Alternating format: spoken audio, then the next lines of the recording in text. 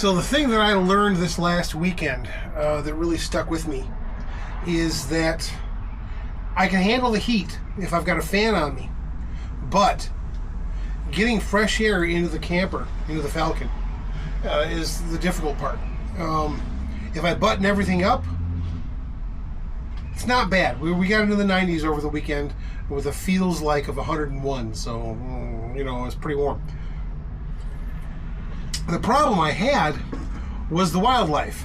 And when I say wildlife, I don't mean things like lions and tigers and bears, oh my. I mean fish flies, also known as mayflies, which are famous for showing up this time of year. And there were quite a few of them. I think I finally managed to kill the rest of them that were in the camper that managed to slip past all my screens.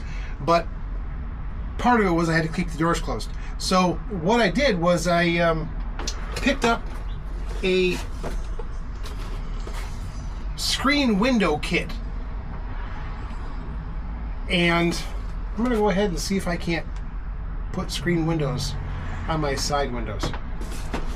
Just had a thunderstorm here, so it's actually fairly cool.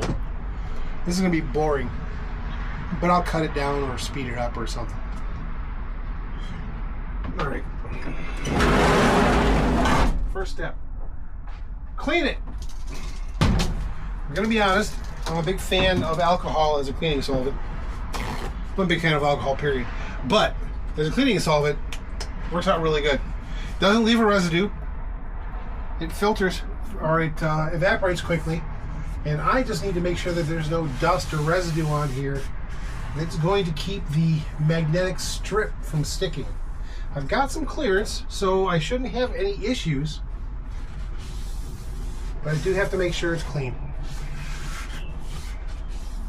The windows are rounded. This might present an issue for me. I'm not sure.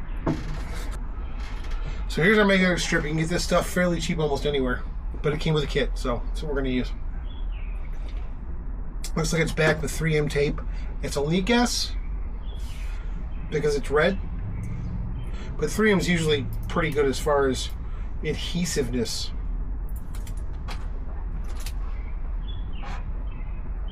Yep. All right. Comes with square adapters, which I'm only going to have used for 2 of those on each side. The rest of it I'm going to have to fake it, or just, you know, build it that way and let the chips fall where they may. I think that's what we're going to do. We're going to do strang angle to here, into here, there. This is just going to be a gap, and I don't care. It doesn't have to be hermetically sealed. It's a screen. I just need to keep the bugs from finding an obvious way in. All right. Here's my trusty rusty shears. Let's make this happen. All right, slightly magnetic. Let's start here. I want to go to here. See that? You know what? It doesn't even. It just has to be flat. Doesn't have to be perfect. So we'll go there. This is not professional. Don't judge me.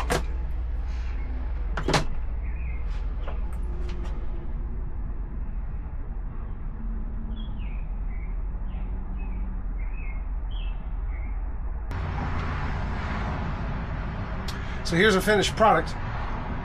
It's magnetic. They pop off and pop on. We're missing the corner pieces here because I thought I was being clever when I figured out the total area of both windows I wanted to cover in order to get big enough to cover that. What I didn't take into account is that it comes with 4 corner pieces that tie off these corners, although no, I'm going to do it right. I'm probably going to order the smallest kit available just to get those corner pieces. From there, I'm good to go. It's low profile enough that it'll stay, I can leave it attached to the door when I'm opening and closing when I'm camping.